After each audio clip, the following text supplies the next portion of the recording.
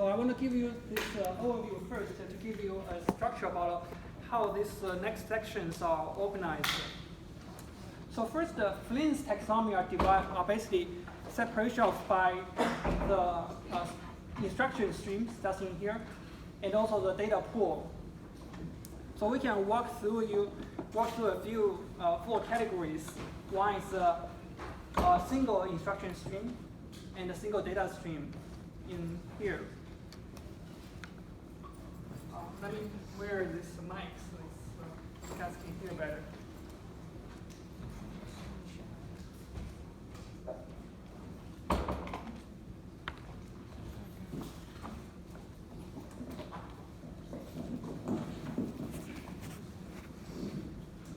Okay. On this side, you can see a classical Van-Neumann architecture. So this is a processing unit. Within it, you've got a arithmetic and the logic unit, and also the register that contains data to be operated on. And this is a control unit. It has a program counter that counts where you are in this program. And it also has an instruction register that stores the instruction to be executed. So in the classic Van-Neumann architecture, the controller will retrieve the instruction from the memory, and also you will ask the processing to retrieve data from the memory, and then apply that instruction to the data. So if we visualize in this way, you can think about the processing unit takes one instruction from the instruction pool, and then take one piece of data from the data pool, and then process it. So this is called a single instruction, single data, or SISD. And this is how you have been writing serial programs all this time. So basically, you're writing single-threaded process. Your program will be executing in a sequential manner, and you can assume that your program has access to global memory in the computer. So now this is a simple diagram about how the programmers can view the memory structure. So programs are stored in here, the program code, and then you have a program counter that shows where you are in this program here. Now, of course, all the program has a lot of static data, like constant, that's stored in here. Then this is the stack. That means if you have declare any variables, that will be stored here. And also you have a stack pointer to show you where you are in the stack. Then finally, you have a heap that is used for dynamically allocated variables. So to give you an example, this is a very simple C code. So this is also a refreshment about how you do a dynamic allocation in C. So first you have a declare variable x equal to 1, and then you declare a pointer to a memory address that points to an integer.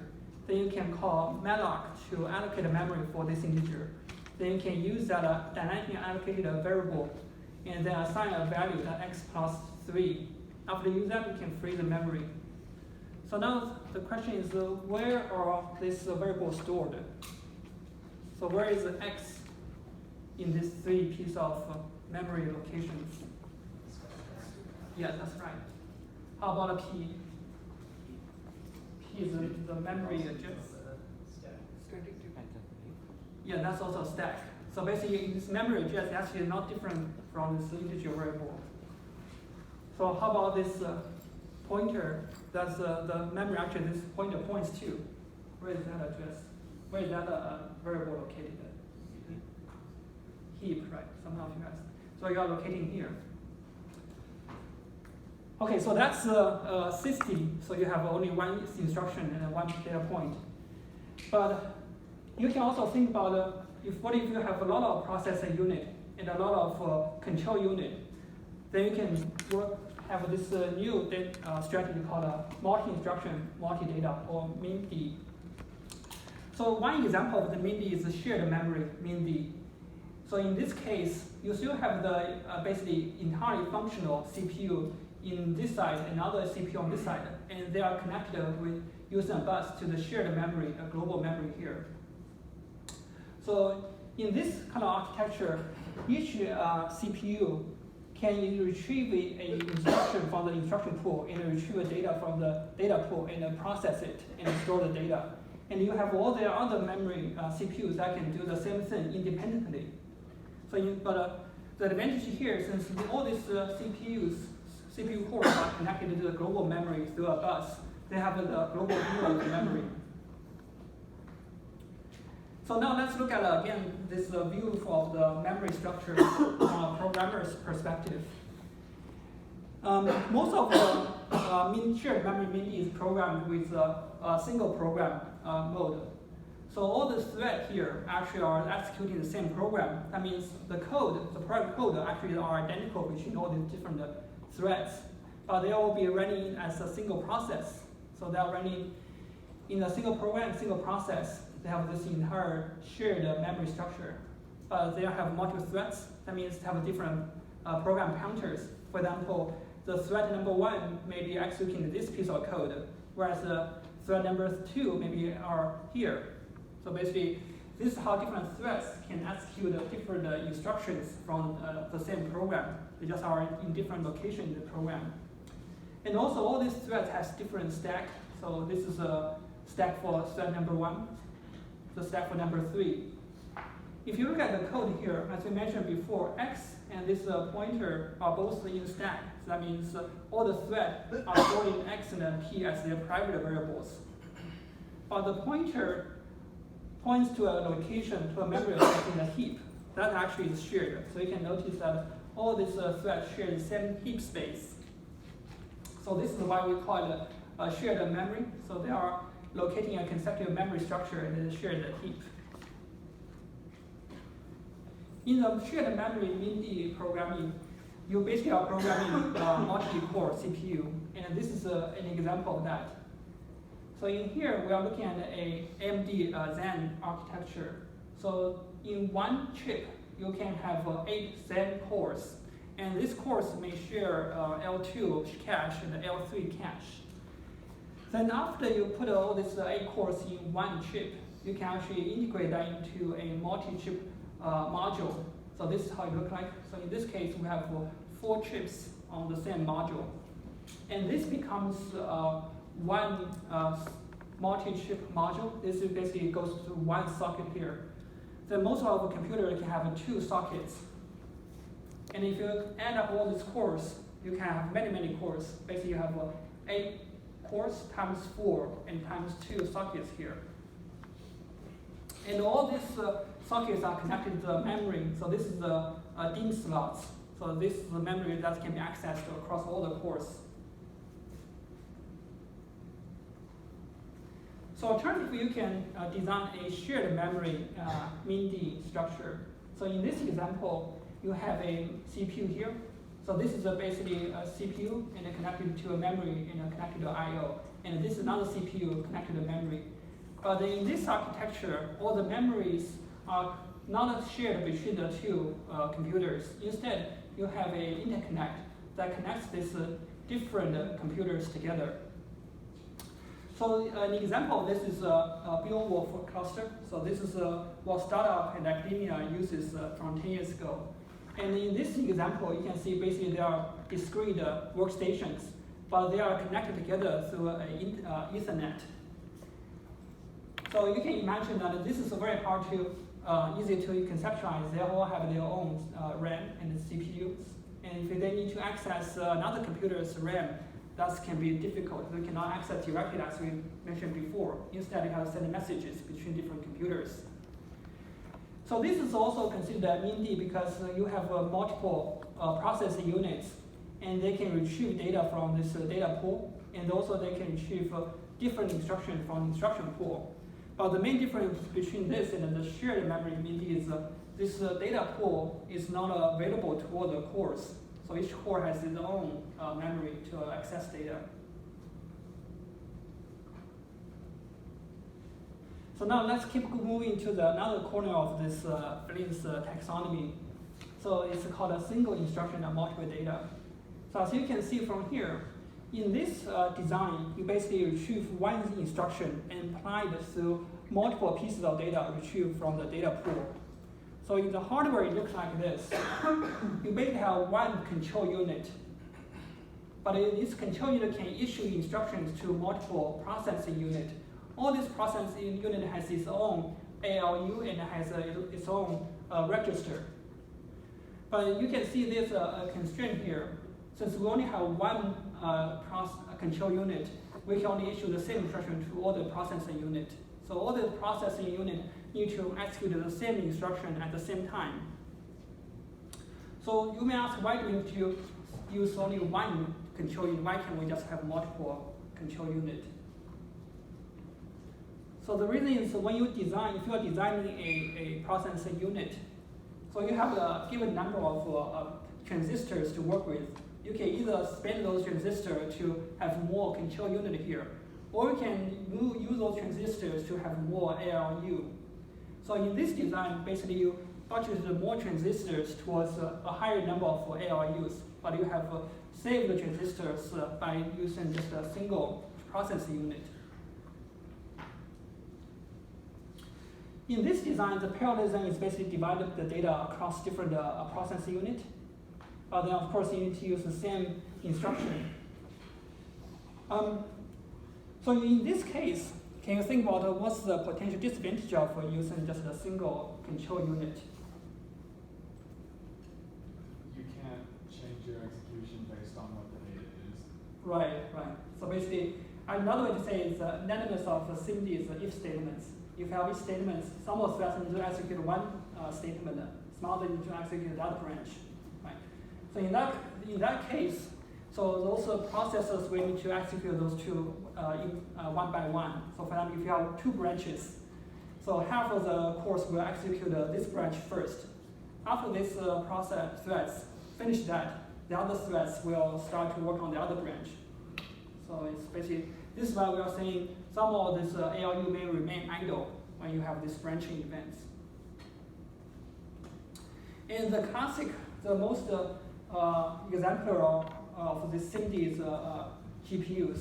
And this also makes sense because if you have a GPU, you are basically running the same instruction across all the pixels in a picture. Let's say if you want to apply a shade to some kind of picture, you are basically running the same algorithm across all the pixels. So you can have them all run in synchronized fashion. And we'll talk about the GPU programming in section 4.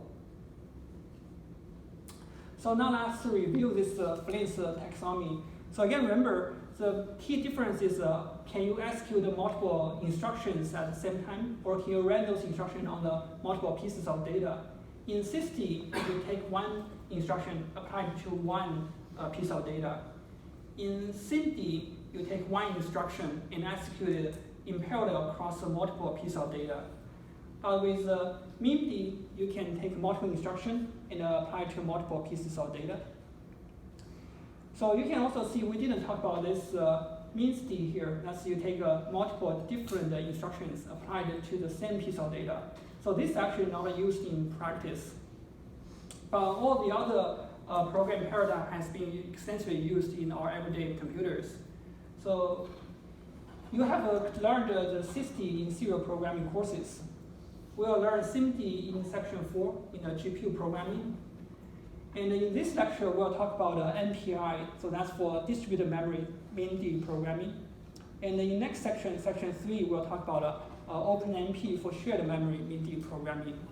So I hope this gives you an overview about what we'll cover in the next few sections in parallel programming. And also we can clarify a few terminologies once we have learned Flyn's taxonomy. So first, you know there's parallel programming. All this means is if you have multiple computing units are running in parallel, then that's a parallel programming. So first you can have instruction level parallelism in a single CPU course. Some of you probably learned in the computer architecture, you can do pipelining, you can do multiplication CPUs. So that's because in a CPU, you can have multiple ALU, and you can retrieve data at the same time you are running the calculation on some other functional unit. So that's the instruction level parallelism. And if you go up in instruction, multiple instruction streams can become a thread. Then we can do a thread level parallelism. And then you can do that on a multi-core CPU, and then you can use LPMP to do the programming. And also you can implement the thread level parallelism in a GPU using CUDA. So in both cases, you're running a single process containing many, many different threads. So if you go up to one level of parallelism, going even coarser level of parallelism, you can do a process level parallelism. So in that case, you are basically running the multiple processing across multiple computers, but they are connected through some kind of network. All this can be considered as parallel programming. However, if you are talking about distributed computing, that means you are running some computing on multiple discrete computers, and that only refers to the last form of the parallel computing. So in distributed computing, again, we can think about multiple categories. So we have learned network programming using this server-to-client architecture. In this case, the multiple processes are considered as a server process and a client process, and they can work on the same task simultaneously. You can also do distributed computing as cloud computing. So we'll cover this in the section 5. So examples are MapReduce and Hadoop. In this case, cloud computing is multiple commodity computers connected with like Ethernet. And another form of, final form of distributed computing is a tightly coupled computer cluster. And this is the form of distributed computing that we'll talk about in this section. And this specifically refers to high performance computing. So what differentiates high performance computing from the other distributed computing is first, it has to have a very high performance interconnect. So for example, if you have a computer distributed across the internet, so that's very hard to develop a parallel program with a very tight connected message passing architecture. So secondly, most of the parallel computer uses uniform computer nodes.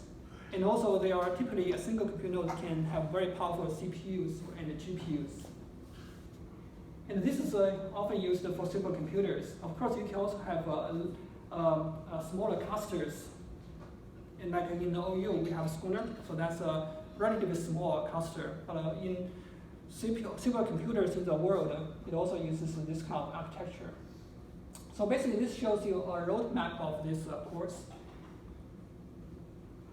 Okay, so let's work on an exercise about the Flyn's taxonomy.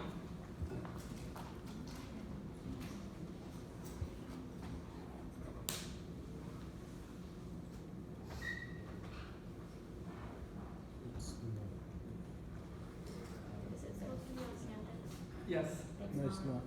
Okay. So let me, maybe I just need to release it. We don't listen. Let's see, Do you have answers today? It's 2.1. I think we last year. I'll have to go back and forgot It's to there do for that. some, but not for, you can see it, but I can't see it. Is it published for the 5 shots? Let's see. That might be. So the 4,000 should see it. Let me check 5,000.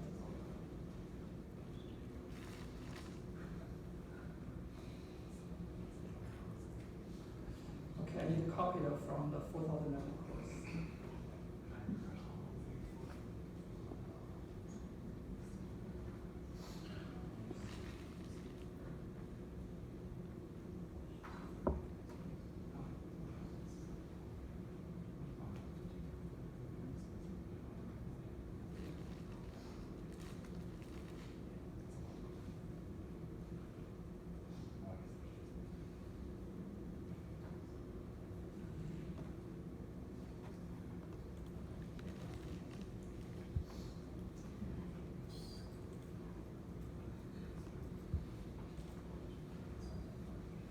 Okay, it should be there now.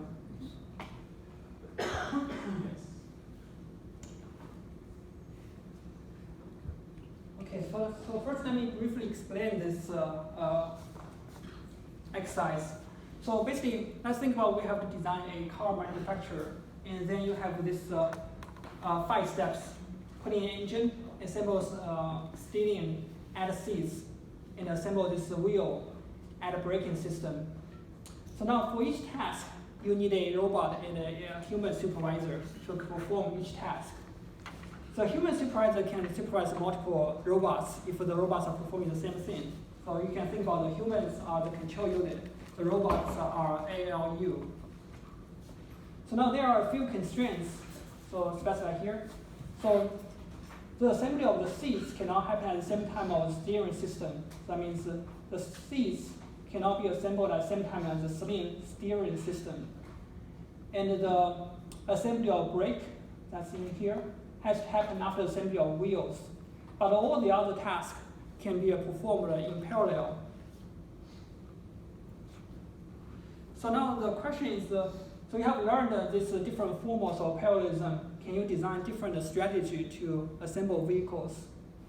And then you can think about evaluate different strategy by thinking about the 3 criteria. One is efficiency. That means if you are given X number of robots and human supervisors, how many cars can be assembled per robot and per supervisor?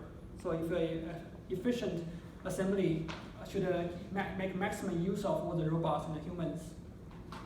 Then the latency measure, how long does it take for a car to be assembled? So if you have parts in here, how fast can you get a car out of the end? So finally, the throughput measures how many cars can be assembled per unit of time. And then we can go through one simple example, that's 60. And that means you have 1 robot and 1 human, or you can think about this as a traditional CPU. You have 1 control unit and 1 ALU unit. In this case, they can basically execute this 5 tasks in a sequential manner. And then you can evaluate the 3 criteria. First, it's very efficient because you can keep both the robot and the supervisor busy all the time. They can just do one task after the other. And then for the latency, it should be the longest because it really takes, because we have 5 tasks here. This task takes twice as much time as the other task. So you can think about the 6 units of time. And also it should have a low throughput because you have 1 robot and 1 human. So you only assemble 1 car at a time. So now the question is, what if I can give you more robots and more human supervisors? Can you design a strategy based on what we talked about, the SIMD strategy or MIMD strategy? Basically, think about parallelism that you can achieve in the assembly. Then how would you arrange it? So for that, you can think about how do you achieve the maximum efficiency, makes the most use of each human and robot worker.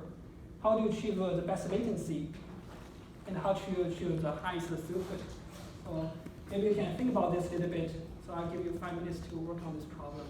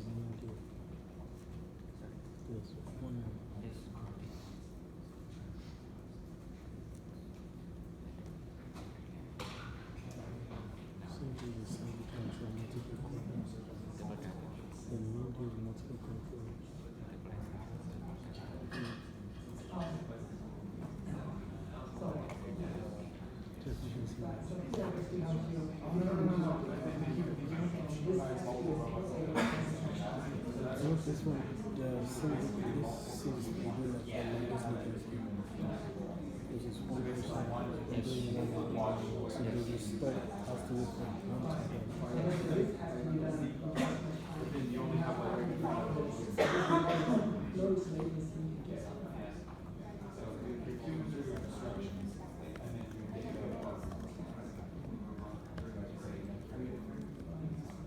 So remember, we have 2 robots, so 1 supervisor and we have 2 robots to work on the same thing.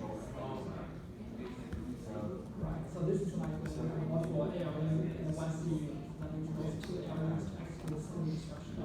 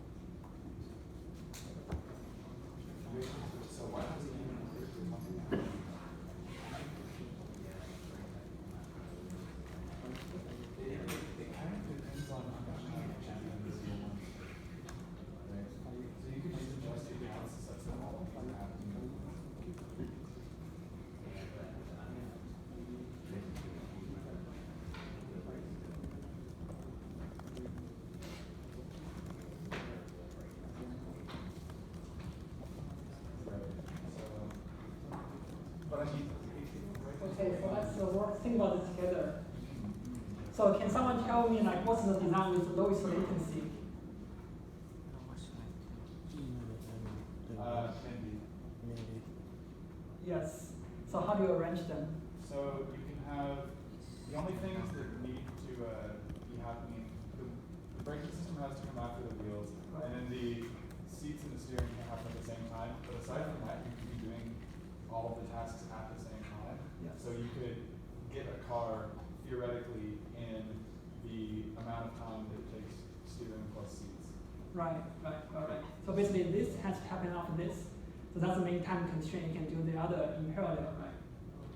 So can you comment on what's the efficiency of this design? So that means, are you keeping all the workers and robots busy? If they're doing multiple cars after this, then maybe, but if you're just assembling one car, then there's a lot of room. Right. How about throughput? So let's say they only would work on one car at a time. If they have to finish the car before starting the next car, it's decent, but because your time is a lot lower as well. Right, per car. You're not using maximum use of all the three Right. humans and robots, right? Right. So basically this is how CPU works. So basically it's trying to minimize the latency. So it's trying to find all these tasks that can be performed in parallel. But the trade-off is, let's say you have one pair of robots and humans on this line, and one pair of robots and humans on this line. They spend a lot of time waiting in these two, so this efficiency is not high. So can you give me a design with the highest efficiency? Sys60 Uh, is equally high as SIMD. Right, can you make it even higher? So in that way you can, so basically the efficient design defined as the number of cars can be assembled per robot and per supervisor. And also give a hint is a human can manage multiple robots if they're all performing the same task in parallel. We have multiple robots Right. working on multiple cars, but they're Right. all executing the same step at the same time. Right. There's one human Right. supervising all of them. Yes, that's right.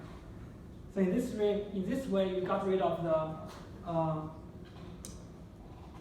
human supervisor. As long as all the two robots can work in lockstep one at a time, across all the stages, then theoretically you can have 10 robots, just one human.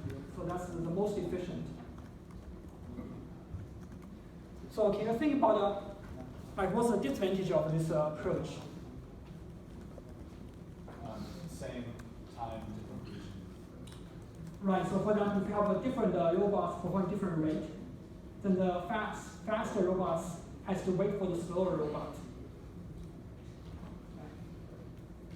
So this is like in GPU, so if you have one control unit, it issues the same instruction to all these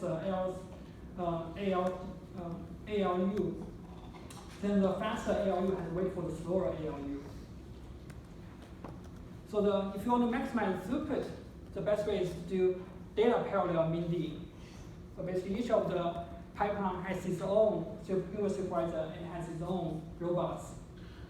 So in this way, the latency and efficiency are basically the same as SysD. You just have multiple assembly line. And their throughput is higher than the SysD. Right, so this is two different ways you can use min-d strategy. One is a data task parallel. In that case, you are minimizing latency, or you can do data parallel, basically open up multiple cars to assemble together. In that case, you have very good throughput, but latency and efficiency is not as good as this task parallel min-d. Questions?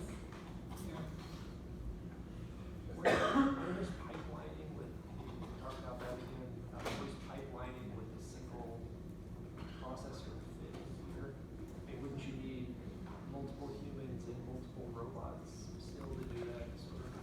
Well, I'm not sure the pipeline fits neatly in this analogy. So it's more like if you have a robot that they can like use right hand to handle left hand some things. Can you go back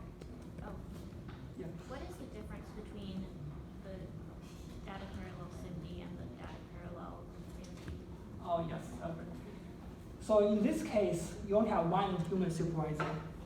So basically you have like two robots here sitting here, and then this one human supervising them doing work in parallel. So this is like in GPU, they'll have to execute the same instruction. But in this case, you have two humans supervising two separate robots. So they could be doing different things. Like this is like two cores on the same CPU. So for example, I could swap these two tasks in this arrangement. And this strategy will still work because they have a separate control unit.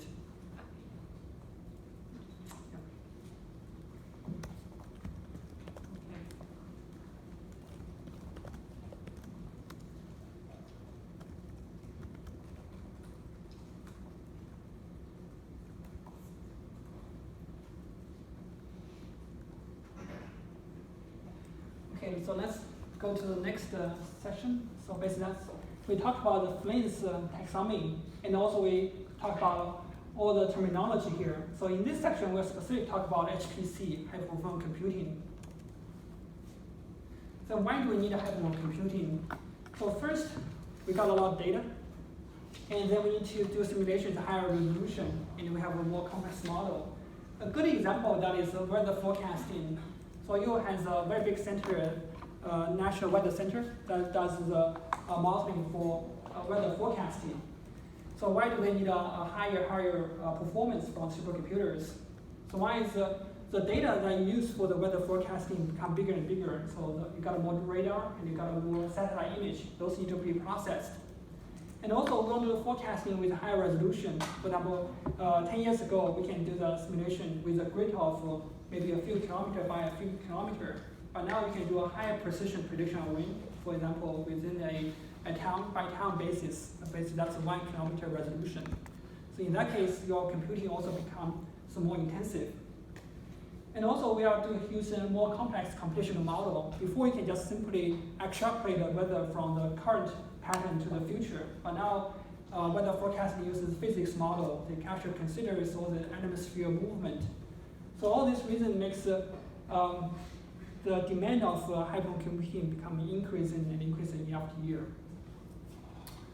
Another area is genomics. For example, this is the data acquired in 2015, and this is the data that's uploaded to YouTube, and this is new data that we acquired for the genomics. You can see genomics actually got much more data than astronomy and YouTube. And this is the growth of the acquisition rate. The y-axis is in exponential scale, and this is the exponential growth of the Moore's law. And this is the growth of the genomic sequencing acquisition. So you can see the acquisition rate actually grows even faster than exponential growth. So all this generates a huge amount of genomics data that need to be processed.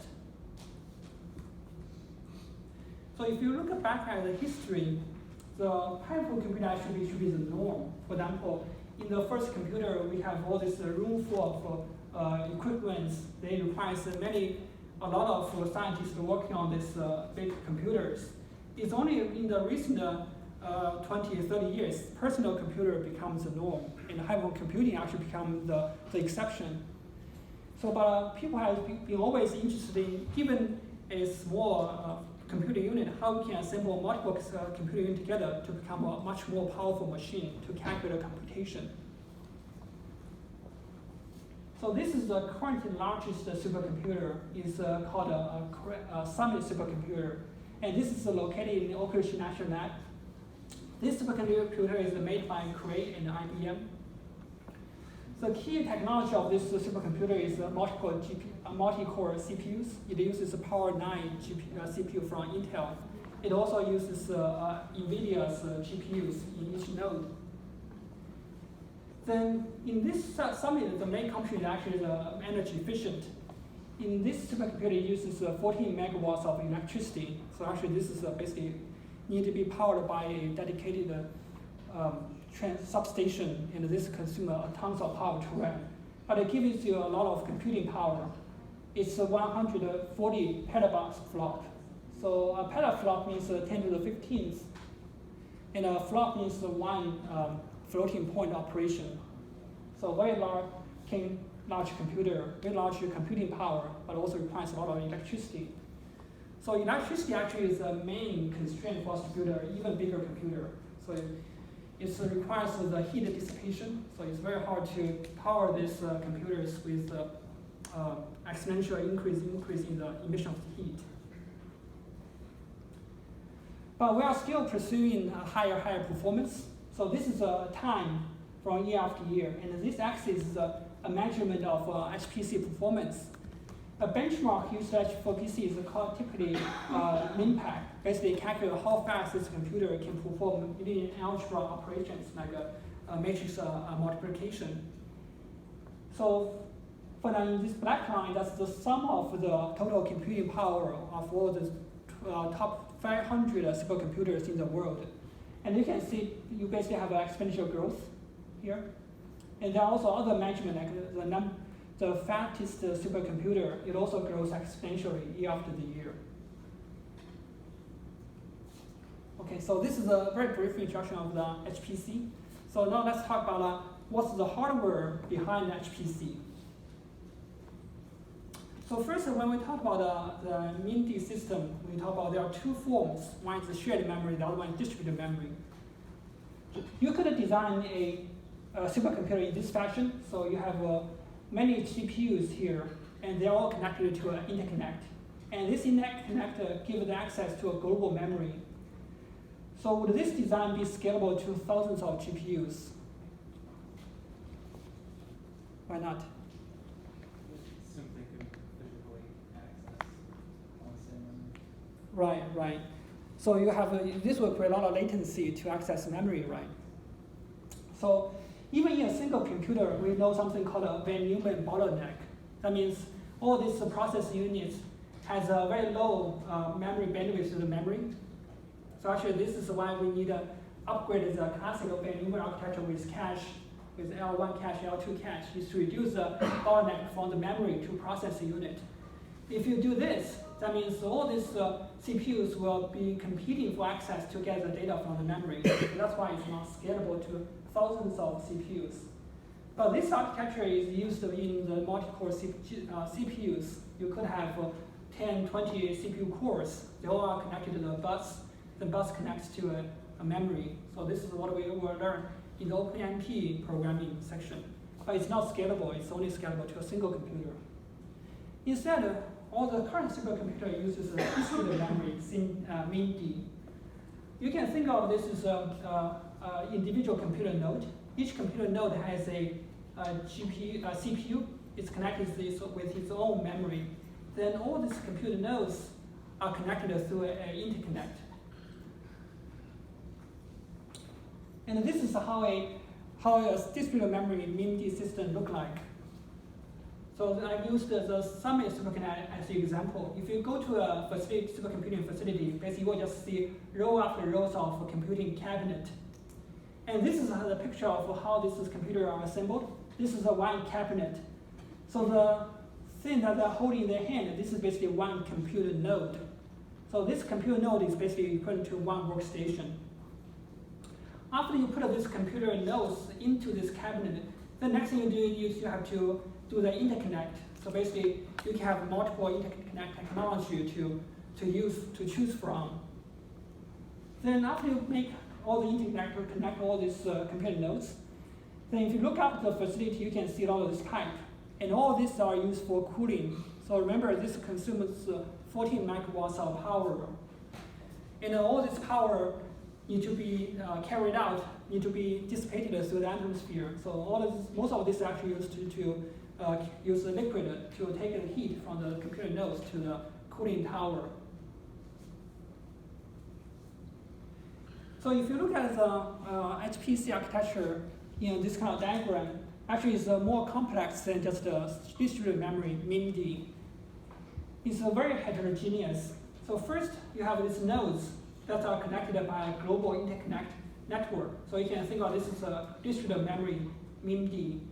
If you zoom into individual node, typically now all these computer nodes uses multi-core CPUs. So for example, here we have 4 sockets. Each socket has 4 CPU cores. So in total, you would have 16 CPU cores in this node. And this 16 CPU cores can have shared access to a shared memory RAM. So they are access to the memory banks. And this is only on the CPU side. CPUs are very good for latency, but not a lot of computer has GPUs, which are optimized for high throughput computing. And this is also called an accelerator. So accelerator has arrays of cores and also this scratch memory. So typically this is a GPU. So to make use of this heterogeneous HPC, you basically need to use MPI to program this distributed memory MIMD. And then you use OpenMP to program this shared memory MIMD. And also use CUDA to program this GPU programming. So in this lecture, we'll cover them individually. So this lecture, we'll talk about this. So to simplify the programming model, we'll just think about we have a single process each computer node. Then as we progress through the course, we'll add on the OpenMP programming and the GPU programming. The essence of a supercomputer is actually in the interconnect. If you look at all these current supercomputers, they basically all use commodity CPUs, commodity memory, and commodity GPUs. But they all have specialized interconnect. So of course, you could use a Ethernet to connect them together. This is a traditional bus-based interconnect. But the disadvantage is because it's a bus, that means you can only have one message in the transition. Basically, that means if one computer is sending a message to another computer, the rest of the computer cannot send a message at the same time. So this really limits the throughput of the communication. So as another alternative, we can do a fully connected network. That means all those computer nodes have direct connection with all the other computer nodes. So the advantage is all this pairwise communication can occur in parallel, and also you don't have any switching delay. But the disadvantage is you will need a lot of interconnect. If you have n nodes, that means you have to have a n squared number of interconnect. So as we mentioned in the last section, to solve this problem, we need a switching system. So just like internet, within a supercomputer, we can also have a switching network. A very commonly used topology is called a crossbar topology. In this diagram, the circle stands for computer nodes, and the square stands for switches. So because we have switches now, we can allow any pair of a computer to communicate at the same time with the other computer nodes. For example, if this node needs to talk to this one, we can turn the switch to go from this to here to here. And at the same time, this node can communicate whatever that's in here to the other switches. So this cuts down the number of interconnect dramatically. But then at the same time, it also creates a problem. That means before the communication, you need to set all the switches along the way. This creates a communication delay. So of course, people have been trying different topology to strike a balance between different desired property of the interconnect. So this is a few examples. So this is a omega network topology.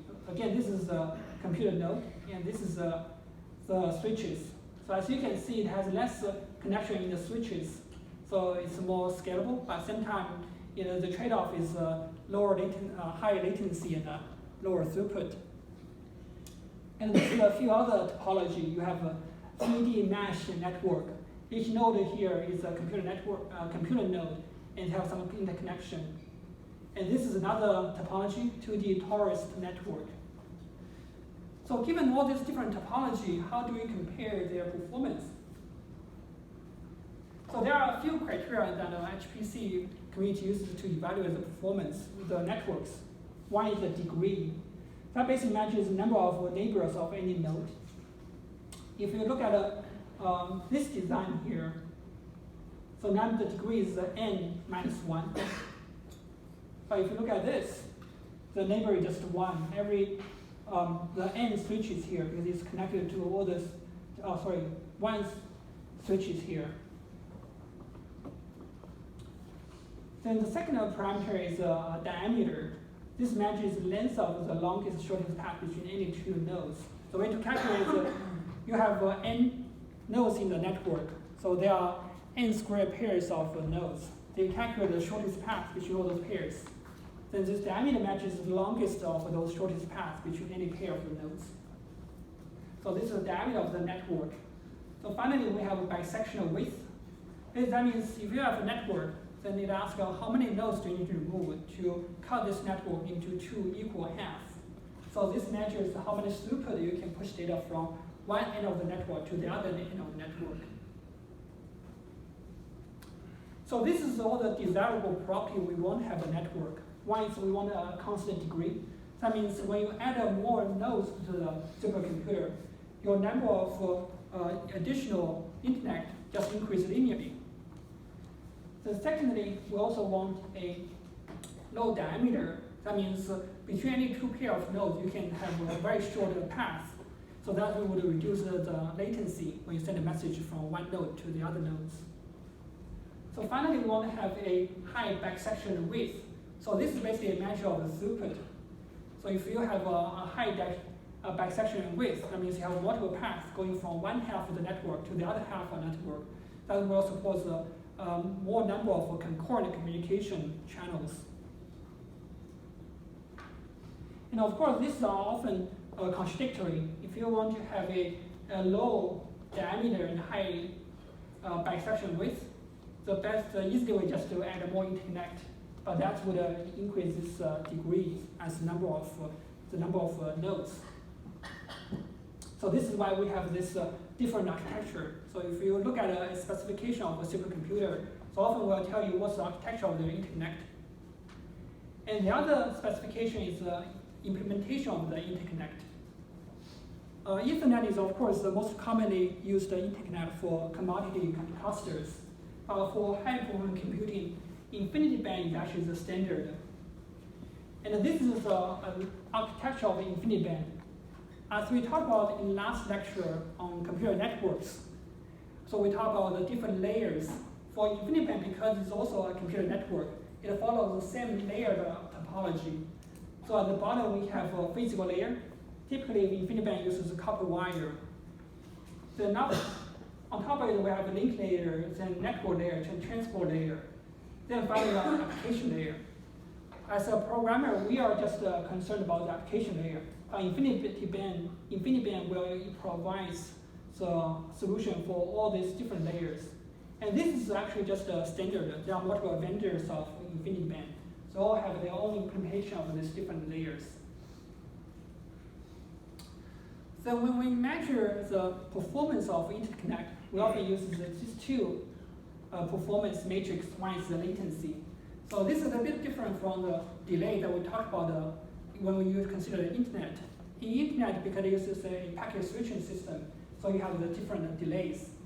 But when we talk about the interconnect for supercomputers, we're actually just concerned about the latency and the bandwidth. So latency is basically defined as the time elapsed from when a source sends out the first byte until the destination receives the first byte. It's worried about the time of the first byte in the flight. And the bandwidth just means how fast the rest of the byte can follow for the first byte. So this is what we call it in the last time we talked about how fast the source can push the bytes into the pipe. Another way to think about this is if you want to calculate how long transition time is for a message, you can calculate first use the latency, the units in second. That means how long the first byte will take from the source to the destination. That's the latency. Then here we have the length of the message that's measured in bytes, and also bandwidth as bytes per second. You just take the length divided by the bandwidth. That will calculate how long does the subsequent bytes will take to go into the pipe. So add up these two together, you will have the message transition time. So this is a benchmark for the InfiniBand, and this is the time from 2001 and 2017. So when you look at evolution of interconnect technology, so you can see we are constantly improving both bandwidth and latency. For the latency, it starts from 5 microseconds. Now it's dropped to less than half microsecond. For the bandwidth, InfiniBand started with 10 gigabits per second. So now we are sitting at 180 gigabits per second. Okay, so this is the hardware. So now let's talk about the performance of HPC. When you have supercomputer, what we really care about is the computing a big problem in a short amount of time. So how do we do that? So let's consider a simple example. We need to add up n numbers. So this is an array of size n, so you add up to the sum. If you use a single core CPU, you just need to perform n-1 addition serially. So now how do you perform this addition faster with the 2 CPU cores? Add every other number. Right, so for example, we can divide the work between 2 of us, right? You can work on half, I can work on half. Right? Or you can do alternate every other number. So now, let's say in this design, can we achieve twice as much speed up as just one person? Almost.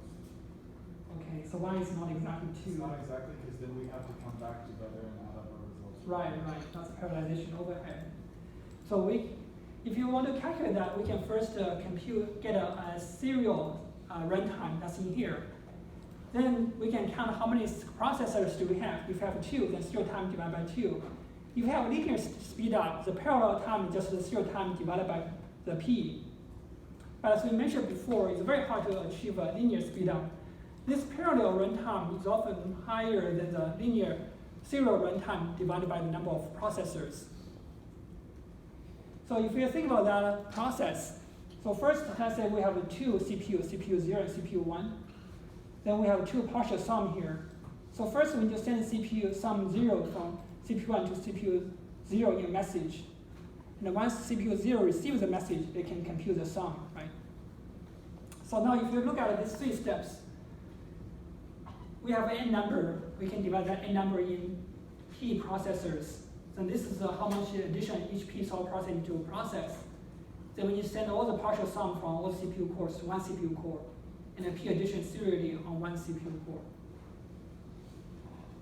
So it's difficult to achieve because if you have linear speed up, you only calculate this time, but you ignore the communication time. So you just remember we talked about the communication takes microseconds to transmit a message. For the addition, it takes nanoseconds to perform one addition. So this is basic communication is typically very, very expensive relative to computation. So this is why achieving linear speed up is very difficult. But we still can benchmark how good is your parallelization. So this is the 2 number we usually examine. One is the speed up. Speed up is very simple. You take a program and run it with a single core. That's your serial runtime. And then you run that program with multiple CPU cores. So that's your parallel runtime. And you take the ratio between these 2. That becomes your speed up. So of course, the speed up will always increase if you use more processors, just like in here. You always can reduce this by using more number of processors. But then the other number we care a lot about is the efficiency. Basically, that takes the speed up and divide by the number of cores. So for example, if you have twice as the speed up using 2 cores, your efficiency will be still 1. But if you have a 3-fold speed up using 4 cores, then that is the 3 divided by 4 here. That's a 75% efficiency. So as we worked through that example, efficiency measures how productive each of these CPU core is. So in the homework, we will probably do a lot of measurement of these 2 numbers. And this is an example of the output you may see. So in this parallel program, you can run the program with only 1 processor, and then 2 processor, 4 processor, until 16 processor. And of course, you can measure the speed up, right? So if you only use 1 processor, the speed up is 1. Then you can run it with 2 processor. Let's say you got almost 2-fold speed up, is 1.9. Then 4, basically the speed up decrease a little bit. If you go to 16 processor, you may only have a 10-fold speed up. So you can see that the efficiency also drops. So basically, if efficiency will be 100% if you use 1 core. So if you go to 16 cores, if you have a linear speed up, you should have a 16-fold speed up. But in reality, it's only 10-fold speed up. So you take this 10 divided by the 16, that's the efficiency. So basically, you have a decrease in efficiency here. So if you look at this number, can you explain that decrease in efficiency? We are increasing P here. Because there's more step through. Right. And also, how about second step?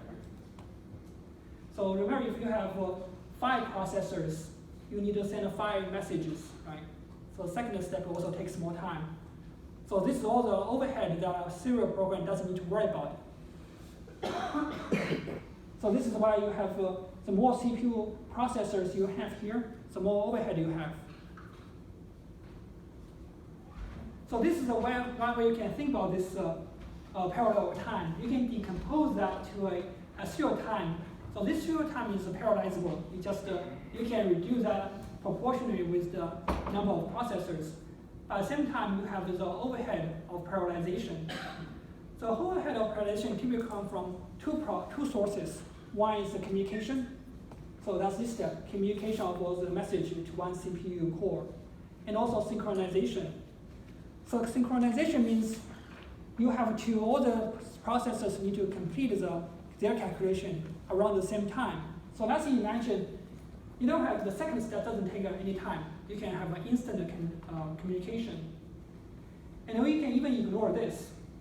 You only have this first step. Can you achieve a linear speed up? So you have P processors. They all have their own subset of numbers to add. Would you be able to accomplish this in exactly T series minus divided by P? No. Why is that? Because some of your processors might finish before. Right. So basically, your parallel time is dependent by the slowest processor, because you don't need to wait every bundle to finish. Then it has all the partial sum to add together. So this is the second source of the parallelization overhead, the synchronization. But then the other side of the problem is, so here we talked about the synchron. In this process, we cannot talk about, we fix n. This is the number of elements you need to add in a parallel computation. We increase P. We talk about the parallel overhead can increase with increase in P. But actually, there's also a way around that. So what if we fix P? That's we fix number of processors. If we increase the size of the problem, let's say we have 2 more numbers to add. So in that case, the overhead actually will stay relatively constant. So let's look at this problem. If you have a 10 addition to do, so you still need to do on 2 cores. You still need to send 2 messages. But if you have 100 million numbers to add, you still only need to send 2 messages. But then the time you spend here is much higher. So this is one aspect of parallelization. As your problem size increases, your efficiency actually can increase because the overhead increase much slower with the size of the problem than the serial time increases. And this is an example of the result you will see. So let's say, again, this is the number of processors, 2, 1, 2, 4, 8, and 16. But this time, let's try different problem size. This is the original array size. And this is half of the size as original, and this is double the size of original. And this is the performance that we just looked at. Basically, you can see the efficiency decreases, and the speed up basically also reduces, increases very slowly, more slowly than the number of processors. But what if you increase the problem size? So here, because your problem is higher, if you use 16, the speed up actually is better. So in this case, for the original problem, you have only a 10-fold speed up. But by doubling the size of the problem, you got a 14-fold speed up. So you can see the efficiency increases. So the reason is we talked about before. The number of n increases, the overhead stays constant, but because this increases, your efficiency increases. So another way to visualize the speed up and efficiency to making this kind of plots. Typically, this is called a scalability plot. So this is also the plots that we expect you to make in the homework assignment. So typically, the x-axis is the processes, number of processes that you use in a parallel program. And the y-axis is the speed up. And then different curve shows different sizes. And then this is this curve in the middle, that's the original size. And you can see it sort of bend over from here. So typically when we say how scalable this program is, that just means how close this curve is to a linear speedup. And this is the double size of the problem, as in here. So you can see this is much closer to the diagonal line than this original size. And then on the other hand, this is half of the size. So you start to level off in here. So for example, with the half the size, you may just use 8 processes. It actually doesn't give you any speed up if you use double of the number of the processors. So this means the efficiency is very, very low. So another way to plot is to plot efficiency. In this plot, we just have efficiency as a y-axis. So again, we have 3 curves here for the 3 problem size, the original size, half size, and double size.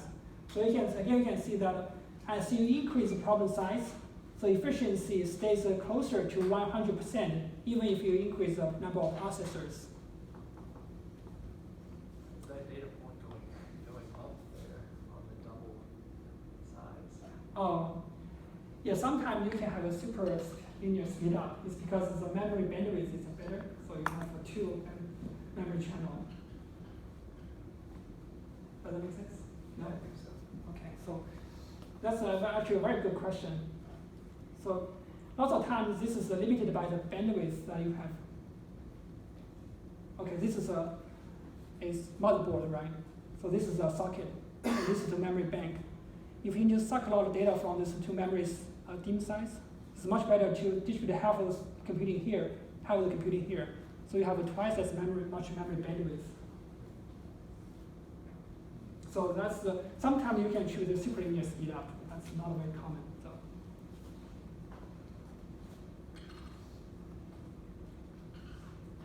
I mean, the other, more likely you're going to have this random variability.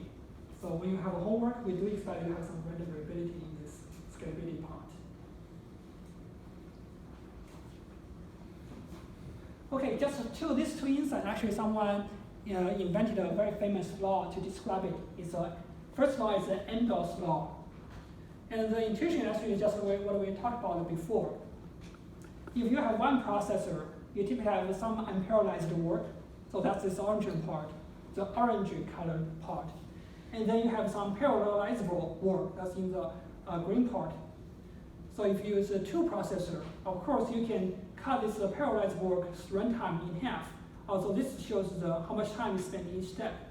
So this is a reduced amount of runtime. And then if you use 4 processors, of course the parallelizable work will only need a quarter of time. But let me ask you this, if you have an unlimited amount of processors, can you reduce the runtime to 0 or very, very small? No, right? So why is that? Because you can't shrink the orange bar down there, so asymptotically you're going to reach. Right. So if you notice that, if you realize that 20 years ago you can invent this law, that's basically what the intuition. So if we look at an example, so let's say we are able to parallelize 90% of a serial program. And let's assume this parallelization overhead is perfect. That means we talk about the parallelization overhead. Let's assume there's no parallelization overhead. But the only drawback is you have 10% of the serial program remains serial. And then let's say your serial program takes 20 seconds to complete. Then let's compute what the overall parallel runtime is.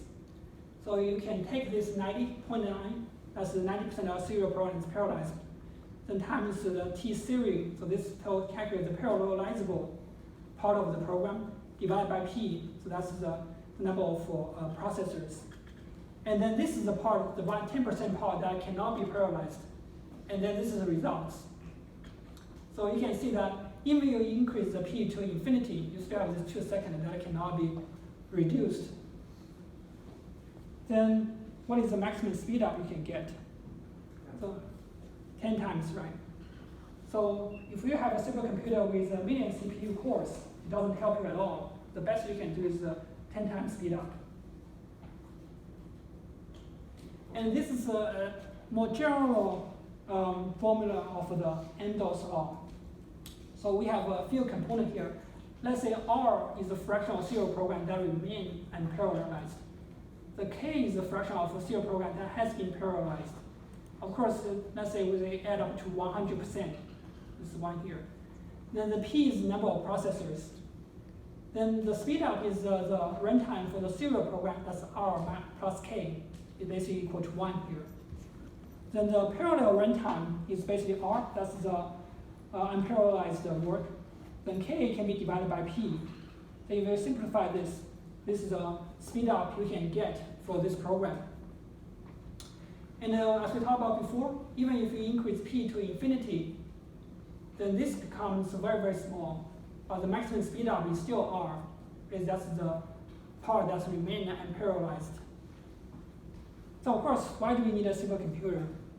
If your laptop can compute some work in a day, then even if I give you a summit supercomputer, the best thing you can do is this R number of fraction. So let's say your parallelization will be very, very good if you have 1%, only 1% remain serial. That means you can just have a 100-fold increase, right? So actually this is a big problem people debated in the 80s. You cannot virtualize, you cannot parallelize every single part of the program. Then why bother with a supercomputer? But people start to think about this in a different way.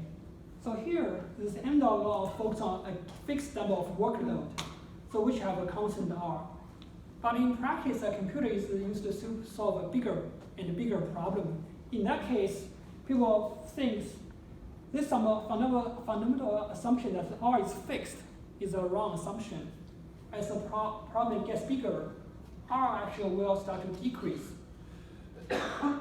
So this is another side of the problem. It's called Gerstenfels law. So it makes a different assumption. So in this case, let's focus on the parallel runtime. So H is a fraction of a parallel program that remains serial. And W is this parallel program that has been parallelized. So H plus W equal to 1 for parallel runtime. And then of course you can back calculate how much is the serial runtime. So you still have H as a serial runtime. But then let's say you use the P number of processors. Then the serial runtime is W times P. Then this is the total speed up that you will have.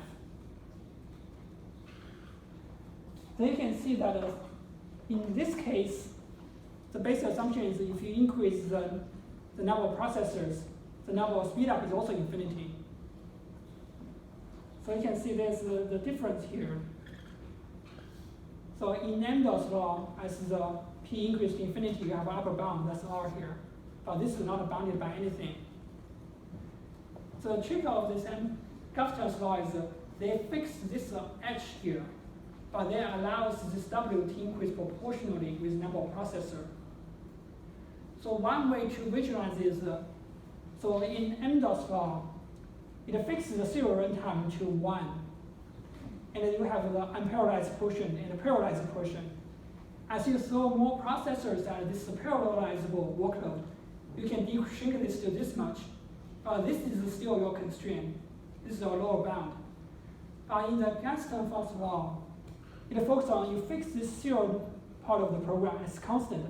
But as you increase the number of processors, it allows you to tackle bigger problem. So basically, if you think about this, if you have a problem that can be solved in your laptop within a day, you should not try to use a supercomputer to reduce that number of computing time within a day. What you can think about is if you can increase the problem size by 1,000,000-fold, of course, it's not going to take you 1,000,000 days on laptop to solve it, but instead you can think about put that program to a parallel computer with 1,000,000 CPUs. They can solve that bigger problem within a day. Okay, so I think we're almost. So we'll start from this in the next lecture, so scalability.